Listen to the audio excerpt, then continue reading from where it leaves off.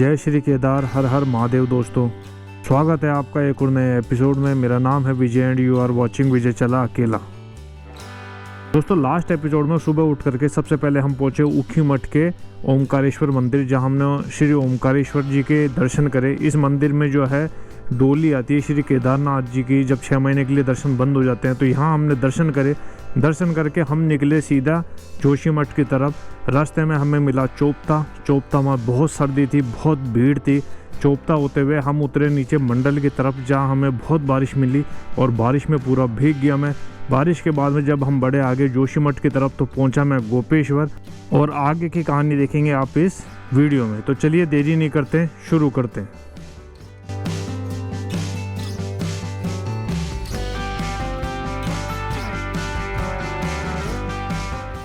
तो दोस्तों, मजे चल रहे हैं या नहीं चल रहे हैं? मजे चलने चाहिए और मजे फुल ऑन चलने चाहिए। फिलहाल मैं पहुंचने वाला हूं गोपेश्वर, और अगर रूट की बात की जाए तो ऊखीमठ से लेकर के मंडल तक जो रोड है, रोड तो बिल्कुल ठीक है।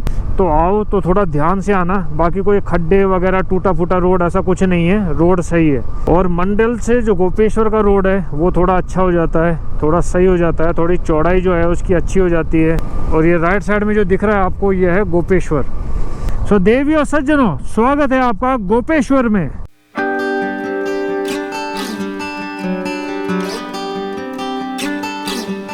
बद्रीनाथ धाम इधर, और इधर तो इधर ही चलना है हमें। अभी तक जो जिला चल रहा था हमारा, वो चल रहा था रुद्रप्रयाग, और जैसे ही हम पहुंचे गोपेश्वर, गोपेश्वर के पास से जिला स्टार्ट हो जाता है चमोली। और बद्रीनाथ जी का जो मंदिर है ना, वो भी चमोली जिले के अंदर ही आता है। अब मंदिर आ गया है सामने, दर्शन करता हूं मैं। अगर अलाउ कर देंगे तो आपको भी करवाता हूं।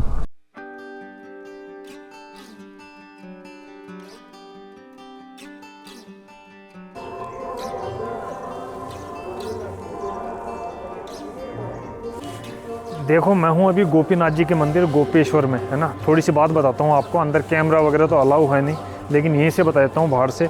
अंदर शिवलिंग है एक गोपीनाथ जी का, यानी महादेव का। अंदर जो 5 केदार है ना, 5 केदार की मतलब दीवार पे है ना मूर्ति ऐसी बनी हुई है, जैसे मंदिर का बना देते हैं ना, जैसे ये बना हुआ है, देखो ये ऊपर है ना, ऐसे 5 केदार के 5 मंदिर बने हुए हैं। और 2013 में जब केदारनाथ में त्रासदी आई थी ना, बस उसी समय एक मंदिर जो बना हुआ है ना दीवार पे, उसमें से टुकड़ा है ना टूट करके झटक गया था। अब आप सोचो, ये कोई मतलब इत्तेफाक तो नहीं हो सकता। 5 केदार के 5 मंदिर दीवार पे बने हुए हैं, और जब केदारनाथ में त्रासदी आई उसी समय वो एक मंदिर झटक करके थोड़ा सा टूट गया। अंदर कहा मैंने फ़ोटो लेने के लिए, लेकिन उन्होंने मना कर दिया। ये दर्शन करने थे मुझे। अब बढ़ते हैं आगे, एक परिक्रमा लगा लेता हूँ मैं मंदिर की।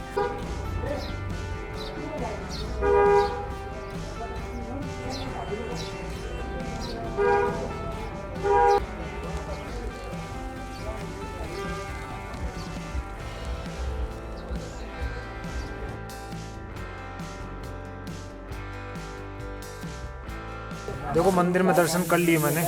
जूते वगैरह पहनते हैं और आगे बढ़ते हैं, चलते हैं।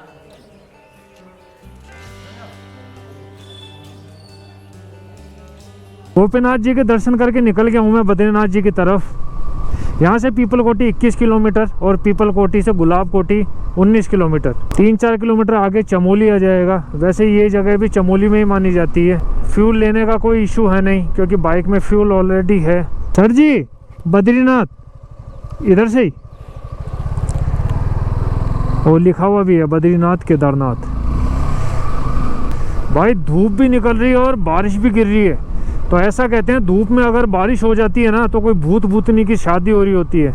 एक बार में केवल एक ही वाहन जाए, लेकिन यहाँ तो बहुत सारे वाहन जा रहे हैं। और ऐसा लग रहा गड्ढा हो रखा है, और उसके ऊपर ये लोहे की प्लेट डाली हुई है। सो दोस्तों, मज़े चल रहे हैं कि नहीं चल रहे हैं? मज़े चलने चाहिए भाई, मज़े फुल ऑन चलने चाहिए। अब बढ़ रहा हूँ मैं जोशीमठ की तरफ। तो आज का मेरा स्टे जहाँ तक है पॉसिबल जोशीमठ ही होगा। देखो, चमोली पहुँच गया हूँ मैं। अब चल रहा हूँ यहाँ से ऊपर बद्रीनाथ जी की तरफ। और जब हम बद्रीनाथ से वापसी आएंगे ना, तो नीचे नहीं जाएंगे, हम वापस जाएंगे पीछे की तरफ। लास्ट टाइम जब मैं बद्रीनाथ जी आया था बारिश बहुत ज़्यादा तेज़ हो रही थी, बहुत ही ज़्यादा तेज़। तो ये जो मोड़ था चमोली का, इस मोड़ पर पुलिस वालों ने हमें रोक दिया था और कह रहे थे कि भाई आगे मत जाओ, पत्थर वगैरह गिर रहे, रहने दो। हमने बोला नहीं सर जी, हमें तो जोशीमठ ही जाना है, हमें तो बद्रीनाथ नहीं जाना। अब वो मना कैसे कर सकते थे, उन्होंने कह दिया ठीक है चले जाओ भाई, कोई बात नहीं। अब यहाँ से लेकर के आधा किलोमीटर 1 किलोमीटर दूर यहाँ तक हम पहुँचे थे, याद है मुझे। और यहाँ तक पहुँचने में ना ऊपर से भाई मोटे मोटे पत्थर गिरने लग गए, बहुत मोटे मोटे पत्थर। फटाफट हमने गाड़ी बैक ली, यू टर्न मारा और भाई वापस निकल गए हम केदारनाथ की तरफ। उस समय रोड भी नहीं बनी हुई थी यहाँ पर, लेकिन अभी देखो बहुत पक्की रोड बनी हुई है। लेफ्ट में बह रही है नीचे अलकनंदा और ये आ रही है बद्रीनाथ से। और बद्रीनाथ जी तक अगर हमें जाने दिया तो हम अलकनंदा जी के साथ साथ ही चलेंगे। बाकी गोपेश्वर में एक भाई कह रहा था कि भाई बद्रीनाथ जाने नहीं देंगे, रास्ते में रोक देंगे।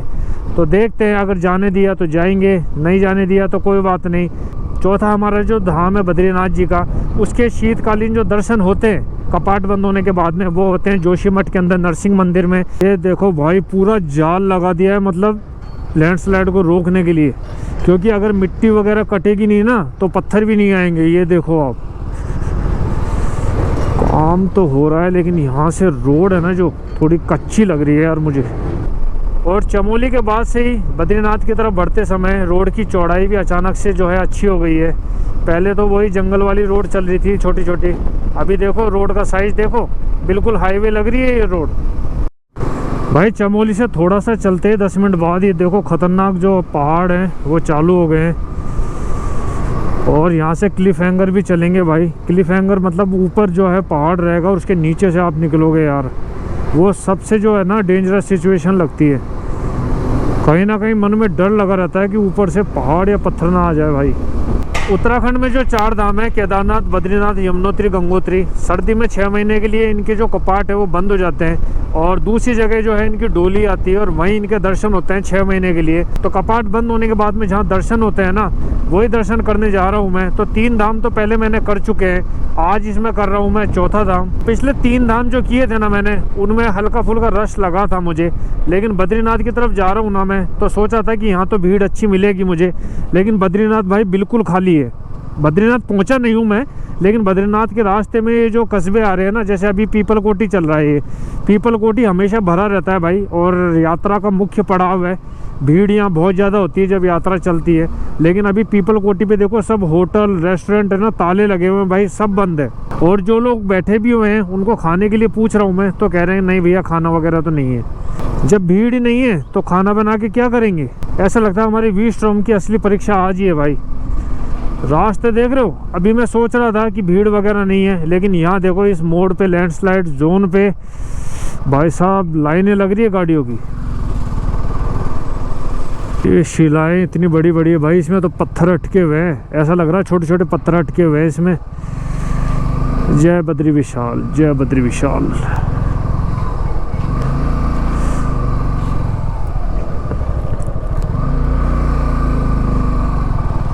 पीपल कोटी के बाद में ये एक ऐसा पॉइंट है जहां आपको जाम लग सकता है भाई, जब आप बद्रीनाथ या जोशीमठ की तरफ जाओगे। यहाँ हाल बड़े ख़राब है, और जिस हिसाब से मिट्टी वाले पहाड़ लग रहे हैं ना भाई, लग नहीं रहा कि ये रुक जाएंगे, मतलब या फिर यात्रा तक ये जो जगह है ये सुगम हो जाएगी। तो यहाँ आपको जाम मिल सकता है पीपल कोटी से तकरीबन आधा 1 किलोमीटर आगे जब आप जोशीमठ की तरफ चलोगे तो। और पत्थर देख रहे हो भाई, कितने बड़े बड़े पत्थर लगे हुए हैं यार। यहाँ काम चल रहा है, शायद जब तक हो जाए, वैसे तो मुश्किल है। 15-20 दिन में मुझे लगता नहीं है इतने बड़े लैंडस्लाइड जोन को बिल्कुल ठीक कर दिया जाए। कौन सी जगह भाई जी? ये गरुड़ गंगा जी। और यहाँ से जोशीमठ कितना दूर होगा? 28 किलोमीटर। 28 किलोमीटर। भूख लग रही थी बहुत ज़्यादा मुझे, पीछे से ढूंढता हुआ आ रहा था मैं कोई होटल वगैरह मिल जाए, पर कोई नहीं, सब बंद है।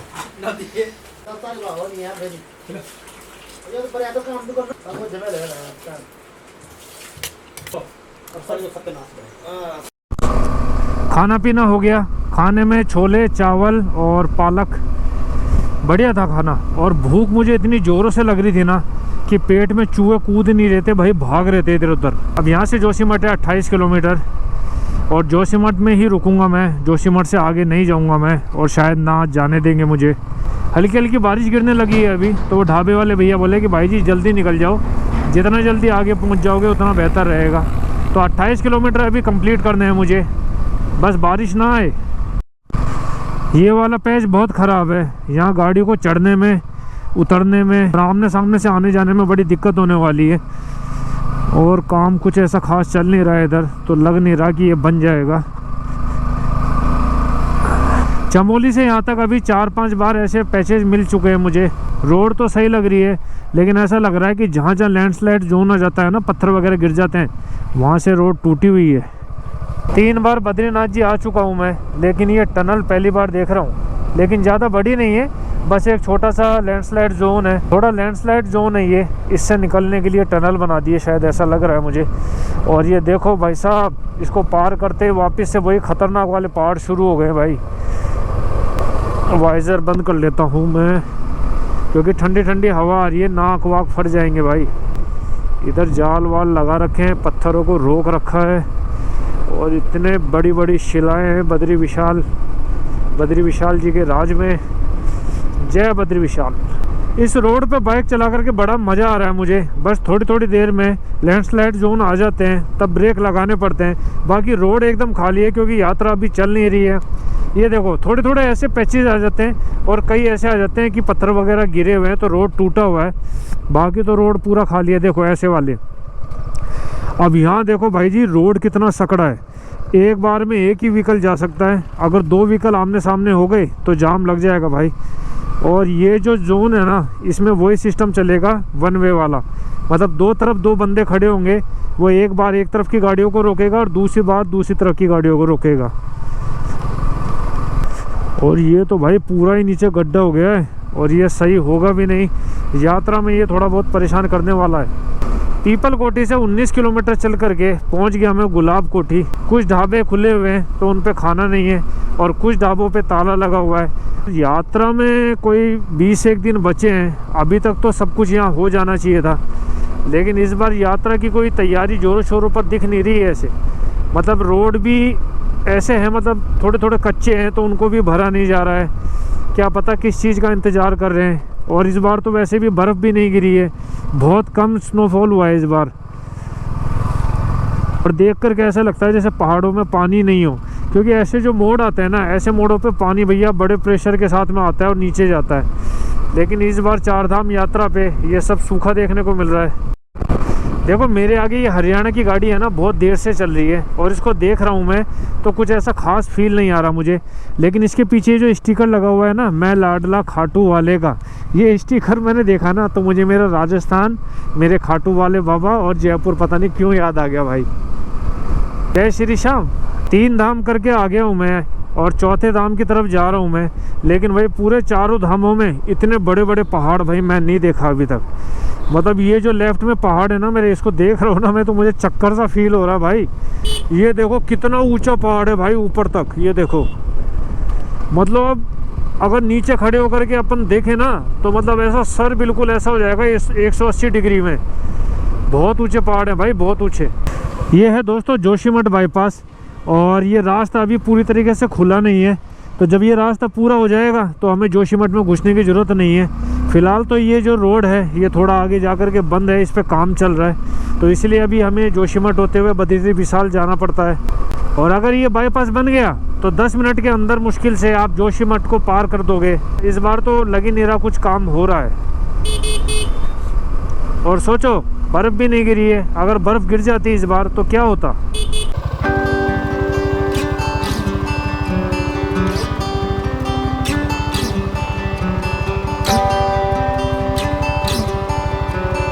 तो दोस्तों पता है कहाँ पहुँचा हूँ मैं, ये देखो, आई लव ज्योतिर्मठ। जोशीमठ पहुँच गया हूँ मैं, और जोशीमठ में ये बोर्ड लगा हुआ है भाई, यहाँ पर नगर पालिका परिषद ज्योतिर्मठ का, आई लव ज्योतिर्मठ। और कई लोग जोशीमठ भी कहते हैं, ज्योतिर्मठ भी कहते हैं, लेकिन यहाँ ज्योतिर्मठ लगा हुआ है। यहाँ रुका था मैं, यहाँ खड़ी है अपनी बाइक सारथी। और ऊपर देखो भाई क्या मौसम, बादल क्या सही लगे हुए हैं यार। समय हो रहा है अभी 4:55 और मैं पहुंच चुका हूं जोशीमठ। लेकिन जहां मैं रुका हूं ना, अपनी बाइक को मैंने यहां लगाया है। यहां रुकते के साथ ही भाई एक चीज़ दिखी मुझे, और वो देखते ही है ना दिमाग ख़राब हो गया। ये देखो, गुलदार प्रभावित क्षेत्र कृपया सावधान रहें। और गुलदार की फ़ोटो भी देखो भाई, ये तो देखने में इतना डरावना लग रहा है, तो मुझे ऐसा लग रहा है जल्दी यहाँ से निकल जाना चाहिए। लेकिन भाई ये चेक करो, ये ऊपर से भाई झरना बह रहा है, क्या सही लग रहा है दोस्त, क्या सही लग रहा है। और उधर लिखा हुआ है श्री ज्ञान गंगा ज्योतिर्मठ। बहुत सही, बहुत सही। अब आज का चैलेंज है, रूम लेना है मुझे, लेकिन जोशीमठ अभी खाली होगा तो रूम इजीली मिल जाएगा। कोशिश करूँगा कि जहाँ भीड़ भाड़ है वहाँ ना लूँ, ऐसी जगह लूँ शांति हो थोड़ी सी और होम स्टे मिल जाए तो बेटर है।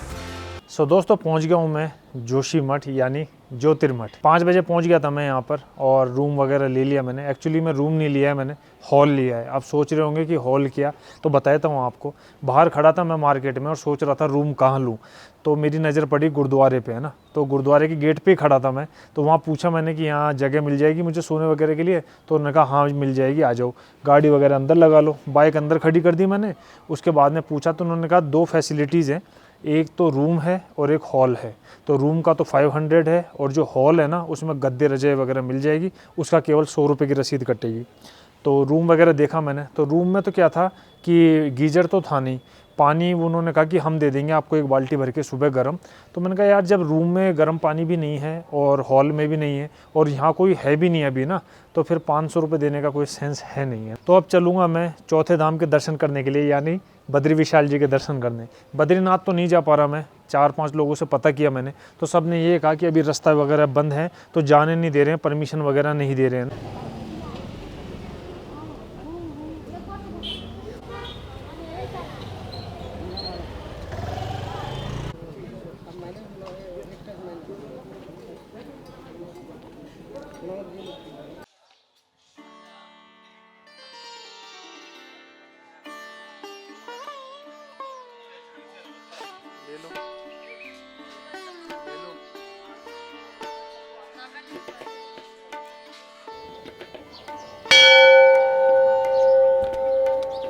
देखो मैं हूँ अभी जोशीमठ के नरसिंह मंदिर में। मेरे जस्ट पीछे जो मंदिर है वो है नरसिंह मंदिर। और जब 6 महीने के लिए दर्शन बंद हो जाते हैं बद्रीनाथ जी के, तो उनकी जो डोली है ना वो यहीं आती है। और 6 महीने बद्रीनाथ जी के जब दर्शन बंद होते हैं ना तो उनकी पूजा यहीं होती है।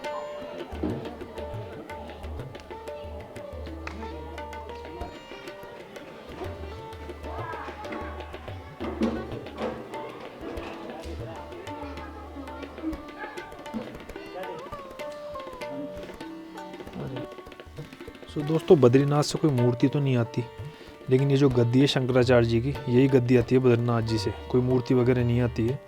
तो इसी के दर्शन यानी बद्रीनाथ जी के दर्शन। देखो जो मंदिर है मेरे सामने नरसिंह जी का, इसमें दर्शन तो कर लिए मैंने और दर्शन बहुत अच्छे हो गए। अंदर मोबाइल वगैरह अलाउ नहीं था, कैमरा वगैरह से कुछ फ़ोटो वगैरह भी अलाउ नहीं थी। तो आरती से पहले पंडित जी कुछ मंत्र वगैरह गा रहे थे ना, वो बहुत अच्छा लगा मुझे। मतलब अंदर भीड़ काफ़ी थी और लोग काफ़ी थे, तो बहुत अच्छा लगा यहाँ आकर के। और 3 बार मैं बद्रीनाथ जी आ चुका हूँ, लेकिन इस नरसिंह मंदिर में मैं पहली बार आया हूँ।